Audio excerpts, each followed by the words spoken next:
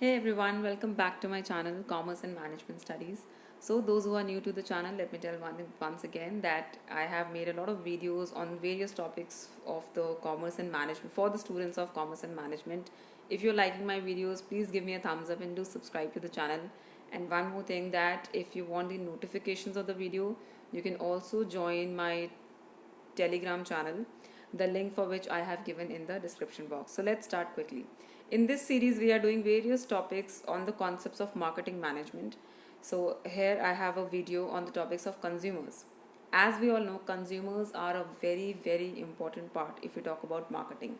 Marketing is all about customer satisfaction or consumer satisfaction. सो आज हम पढ़ने वाले हैं कंज्यूमर बिहेवियर के बारे में. दैट मार्केटिंग में वी वांट टू स्टडी कि कंज्यूमर एक्चुअली में बिहेव कैसे करता है. कंज्यूमर के ऊपर स्टडीज़ की जाती हैं to know that how the consumer is going to make the purchase decision, right. So on this topic let's start the discussion. सबसे पहले चीज़ आती है, buyers and users can be different, right? For example, a father is purchasing a mobile phone for his son. इस case में buyer कौन है? Father. और user कौन है? सन. तो एक मार्केटर को दोनों की नीड्स के लिए कॉन्शियस होना चाहिए, यानी कि एक मार्केटर के लिए दोनों का बिहेवियर स्टडी करना बहुत ज़रूरी है, वेदर इट्स अ बायर और अ यूज़र. यहीं पे डिफरेंस आता है between consumers and customers. Consumers होते हैं जो एक्चुअली में आपका प्रोडक्ट यूज़ करने वाले हैं, those are called consumers. And customers are those people who are going to buy the product. They might or might not use the product, right? तो उस केस में for a marketer it is very important to to satisfy the needs of both customers as well as consumers, right? तो ये कुछ basic सी बातें हैं जो हमें पता होनी चाहिए. सो अगर हम कंज्यूमर बिहेवियर की बात करें, as far as marketing is concern, consumer behaviour is nothing but the study of the actions of consumers in the market place and his underlying motives. इसका मतलब कंज्यूमर मार्केट में कैसे बिहेव करता है और उसके पीछे रीजंस क्या हैं, इस चीज़ की स्टडी को हम कंज्यूमर बिहेवियर स्टडी कहते हैं, right. So basically what we are studying कि कंज्यूमर व्हाट दे बाय, वो क्या खरीदते हैं, वाई दे बाय, क्या रीजंस हैं कि वो उस प्रोडक्ट को प्रेफर कर रहे हैं over the other one, when they buy, where they buy, how often they buy and how often they use it. इस तरीके के कुछ क्वेश्चंस हैं जो हम स्टडी करना चाहते हैं if you talk about the consumers behaviour, right. So in this video I am going to explain you the consumer decision making process. Very, very important concept as far as the studies of marketing is concerned. This is one topic which you will find in the concepts of BBA, BCom, MBA, maybe 11th and 12th standards also. So let's understand the consumer decision making process.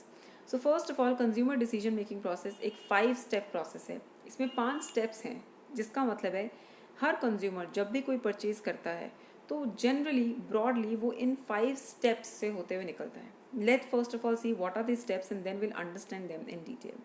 First आता है need recognition, search for information, evaluation of alternatives, purchase decision and post purchase behaviour. यानी कि consumer जब भी decision making करेगा whether he wants to buy the product और not, तो ये इन 5 स्टेप्स के थ्रू वो होते हुए निकलते हैं. Let's understand this steps one by one. तो सबसे पहले आता है नीड रिकग्निशन.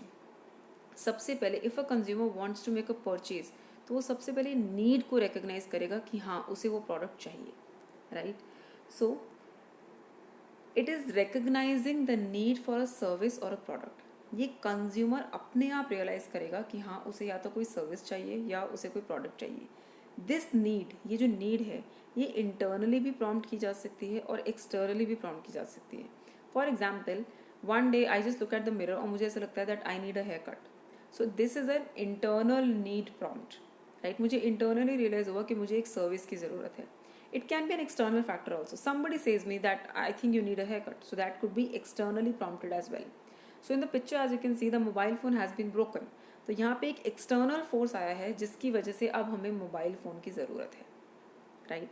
अभी नीड रिकग्निशन चाहे इंटरनली प्रॉम्प्टेड हो या एक्सटर्नली प्रॉम्प्टेड हो, it results in one and only thing that is called a want. फिर उसके बाद हम स्पेसिफिक हो जाते हैं. Okay, I need a hair cut, ऐसा हेयर कट यहाँ से चाहिए. I need a mobile phone, okay I am going to search for it. So this is the first very, very important step in the consumer decision making process, which is called need recognition. अब जब हमें need recognize हो जाती है, let's say for example in this picture I want a mobile phone. What will I do? I will go to the second step, that means I will search for information. अब मैं information search करूँगी external forces पे जाके कि कहाँ कहाँ से मुझे मोबाइल फ़ोन्स मिल सकते हैं, राइट. यहाँ पे मार्केटियर का रोल है. मार्केटियर का सबसे इम्पॉर्टेंट रोल है यहाँ पे कि कंज्यूमर को जो भी इन्फॉर्मेशन चाहिए वो कंज्यूमर को एक्सेसिबल होनी चाहिए, right. There are various sources जहाँ से कंज्यूमर इन्फॉर्मेशन ले सकता है. मार्केटियर को उस हर सोर्स पे प्रेजेंट होना चाहिए. For example there are various sources. Number 1 is called the online browsing. Today the world is on the internet. लोग ब्राउजिंग फीचर्स करते हैं, लोग इंटरनेट पे इंफॉर्मेशन सर्च करते हैं. So every product, every marketer is available online, right. Then is visiting the physical store. Consumer physically भी market में जाके उस प्रोडक्ट की इंक्वायरी कर सकता है. तो यहाँ पे आपकी प्रेजेंस फिजिकली भी होनी चाहिए इफ़ रिक्वायर्ड. या फिर सबसे इम्पॉर्टेंट और या सबसे रिलायबल सोर्स ऑफ इन्फॉर्मेशन होता है वर्ड ऑफ माउथ. आपके फ्रेंड्स, आपके पेयर ग्रुप, आपके रेफरेंसेज आपको बताते हैं पर्टिकुलर प्रोडक्ट के बारे में. So these are the various sources of information where the consumer is going to go to know about the product. And as a marketer my responsibility is to be available or to give access to that information. So that's the second step, that is information search. Third step आता है, अब क्योंकि मेरे पास बहुत सारी information है तो अब मेरे सामने बहुत सारे ऑल्टरनेटिव्स होंगे. बहुत सारे मोबाइल फ़ोन्स होंगे जो मैं शॉर्ट लिस्ट कर लूँगी और अब मैं उन्हें इवेलुएट करूँगी. अब मैं अपने क्राइटेरियाज डिफाइन करूँगी कि मुझे ऐसा प्रोडक्ट चाहिए. तो अब मैं अपने क्राइटेरिया जैसे कि price, additional benefits, availability, style, colour, अब मैं इन चीज़ों के बेसिस पे जो मेरे सामने ऑप्शंस हैं उन्हें मैं इवेल्युएट करूँगी. अब यहाँ पे मार्केटर का रोल होता है कि जो उसका मार्केटिंग मिक्स है, product, price, place, promotion, people, physical evidence, process, ये सब ऐसा होना चाहिए कि वो कस्टमर को कन्विंस कर दे. आपके प्राइजेस बहुत चैलेंजिंग होने चाहिए. Benefits should be amazing that a consumer really likes. Style, colour should be according to the consumer preference. तो यहाँ पे कंज्यूमर क्या करता है, इवैल्यूएशन ऑफ द ऑल्टरनेटिव्स करता है. This is the third step in the consumer decision making process. So if I talk about mobile phone, शायद हम इस लेवल का इवैल्यूएशन कर सकते हैं. No, what is the size of the phone, what is the weight of the phone, what is the model of the phone.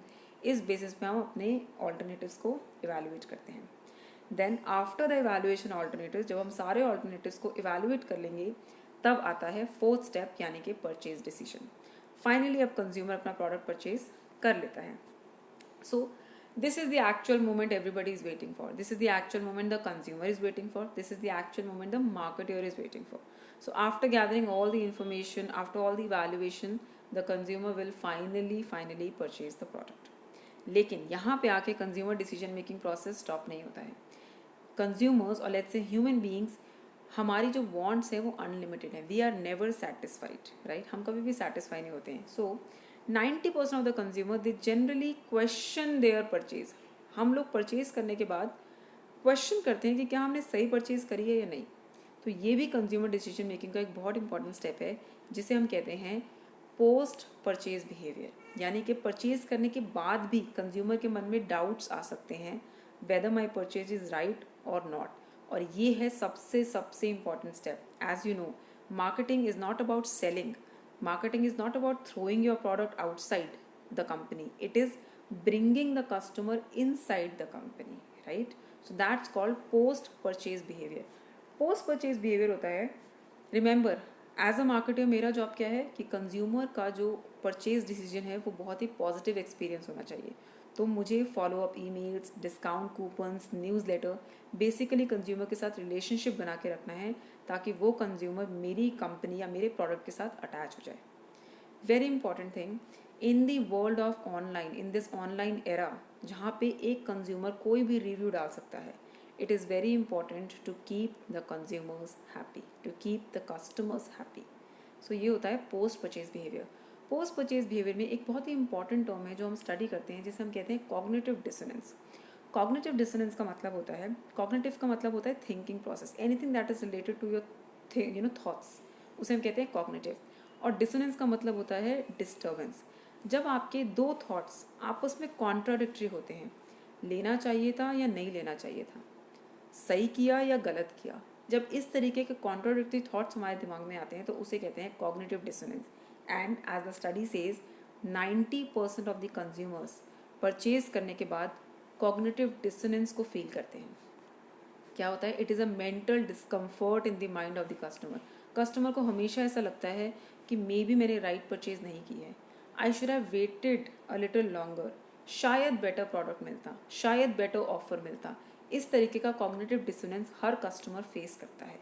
So as a marketer मेरी responsibility है, क्योंकि मुझे अपने कस्टमर के साथ रिलेशनशिप्स बनाने हैं, I have to make all the efforts to reduce this cognitive dissonance. कैसे रिड्यूस कर सकते हैं? 24/7 कस्टमर केयर सर्विसेज प्रोवाइड करके, आफ्टर सेल सर्विसेज प्रोवाइड करके, ताकि अगर कस्टमर के दिमाग में कोई भी डाउट है, tell him that we are present to answer your doubts. इसे कहते हैं cognitive dissonance. So this is the entire process of consumer decision making process. We have 5 steps over here: need recognition, search for information, evaluation of alternatives, purchase decision, और last में आता है post purchase behavior, right? So that's about it. I hope you understood the topic. If you like the video, please give me a thumbs up. Do subscribe to the channel. Share it with your friends. Keep learning. And yes, if you want the notifications of my videos, you please join my channel, which the link for which I have given in the description box. Thank you so much, everyone. Keep studying.